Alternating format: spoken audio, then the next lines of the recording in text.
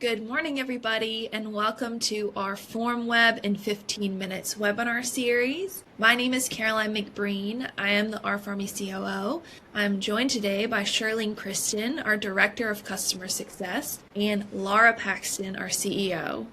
For those of you unfamiliar, today we're going to be talking about Formweb, which is our medication safety portal, your one-stop source for any clinical decision information you might need. And again, for those of you who are interested in attending our next webinar, we're including that information on the screen here. That one will be biosimilars. That'll be on May 21st. You can see the QR code here if you would like to scan to join or register where you join this webinar. And today we are going to be talking about renal dosing. So Charlene, if you want to share your screen, we will get started. Is everybody ready? Yeah. Okay.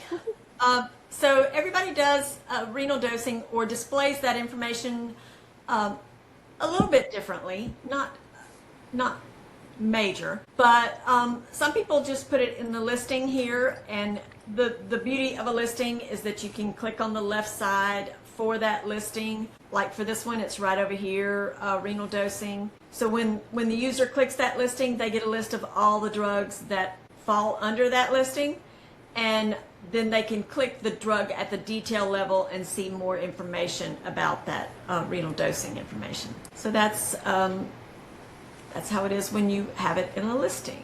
And then some people are attaching a document to the drug detail. So you can upload as many files as you want to, especially with our new file management tool. You can upload those documents and actually apply a date to them so you know when that document needs to be reviewed again. But this particular one, it just has the renal dosing information, and it's attached to that drug. And then this one is a little more elaborate. They actually have a dosing chart on their site, and the dosing chart lists every drug that has renal dosing information. And when they click the drug name on that chart, it opens up the drug detail information for that drug. And you can see here the information for that drug, cefazolin, its formulary, and it does have a check mark in the med dose adjustment column.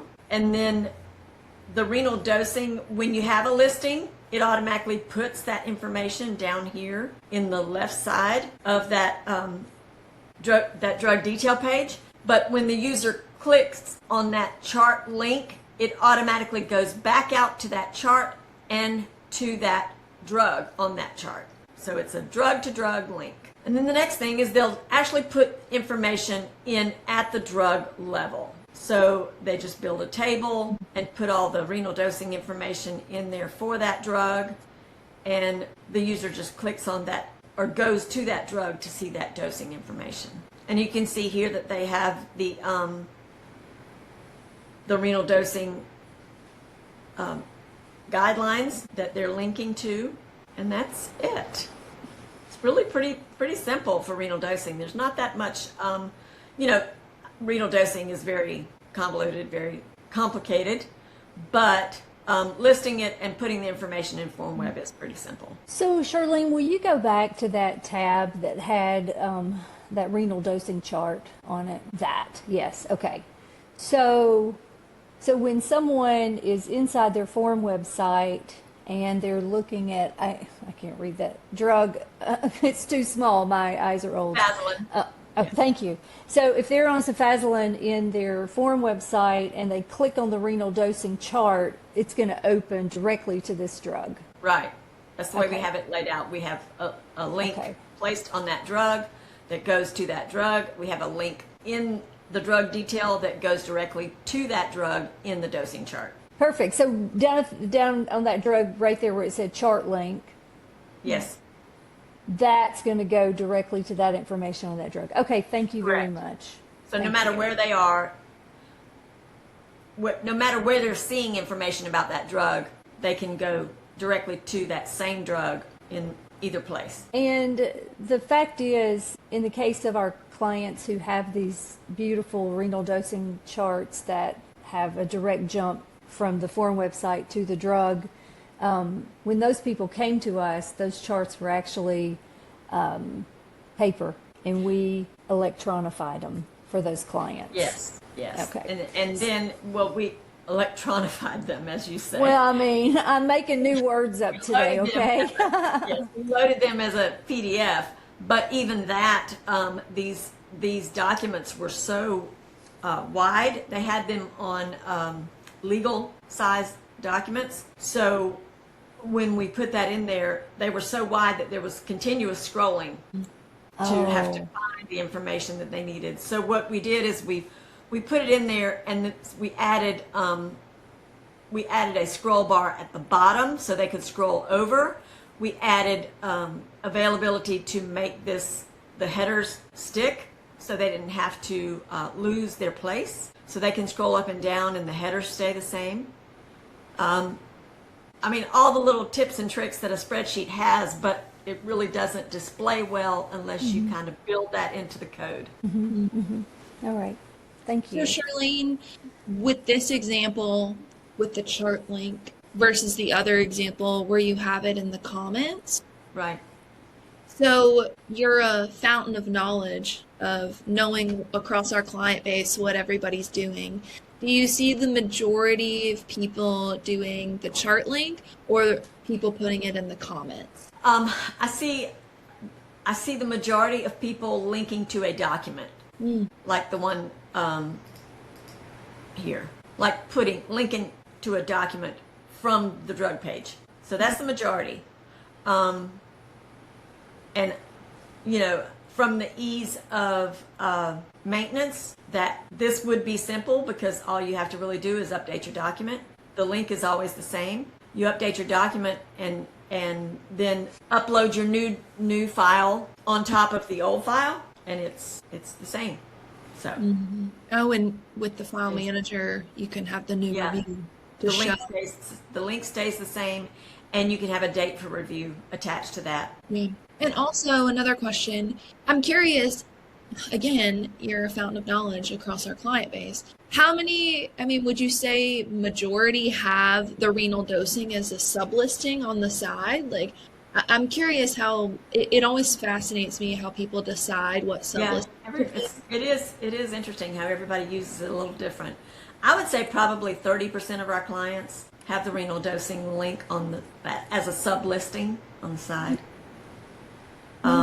Very interesting. And you know, the benefit of that is just that the user has that entire list of drugs quickly at their hand. So That's also a topic, this whole renal dosing is a topic that within the last 18 to 24 months, you've seen more and more people putting this information inside Formweb.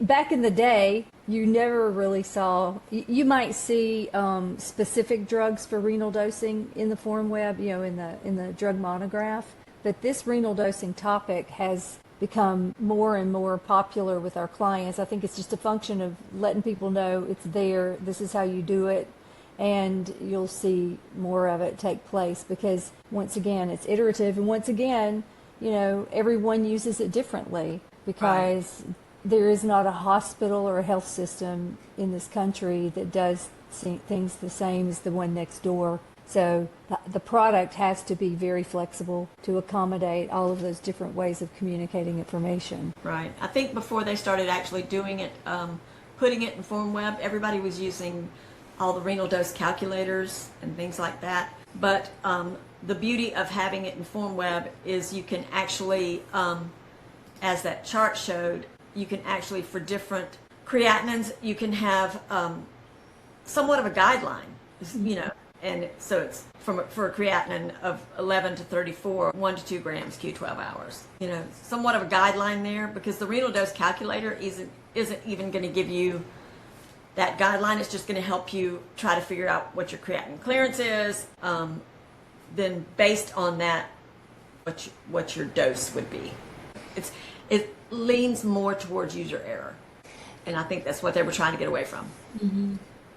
And okay, I'm going to piggyback onto that because that is such a wonderful statement because I've been as you all know, I've been staring at the analytics for Formweb for the past 10 days, and one of the things that we've been able to see in the analytics nowadays is that 40% of our clients go to Formweb, look at the policy and the information around and the guidelines about different medications. Then they go and look up the medication, and it's so interesting because part of their workflow is to inform themselves on the policies and guidelines on that drug. Then they'll look at the drug to write the drug or administer the drug or whatever they're going to do with that drug. But they're doing their research on the Formweb website before they do the first thing with the drug, which I thought that was very fascinating. I thought our clients would go in, look at the drug, then go find that. 50% of them are doing it like that. They're going to the drug and looking at the drug, and if things are attached to the drug, they look from there at the policies and guidelines. But what's interesting to me is so many of our users actually go and delve into the policies and guidelines on these drugs before they even look at a drug. That's such a wonderful thing because they're informing themselves and becoming more knowledgeable about the risks. And what you just said about the creatinine clearance on this, that's just so fascinating to see the wonderful way that the site's being used by our clients. Yeah, I think in any way that they can come up with a more rigid standard or guideline, it's better because it leads to less user error. Yes. Yes. Yeah. Great. Well, thank you, Charlene, for walking us through that. That's renal dosing. Again, we're going to share the slides now that shows you our next webinar, Biosimilars, on May 21st. That link to register should be on your screen now. Again, thank you guys for joining us. We appreciate it. And we will see you on May 21st for Biosimilars. Thank you, Laura, and thank you, Charlene. And thank you all for joining us.